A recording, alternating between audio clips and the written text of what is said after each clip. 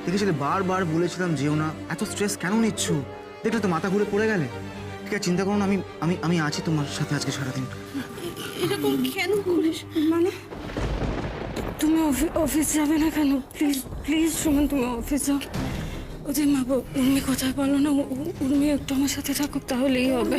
উর্মি তো বেরিয়েছে, দাঁড়া একটা ফোন করি। না না জেমা, ওদেরকে ফোন করতে হবে না, ওরা তো ব্যস্ত আছে, শুধু শুধু ডিস্টার্ব করার দরকার আছে? আমি আছি তো এখানে। এখন একটু ঠিক লাগছে?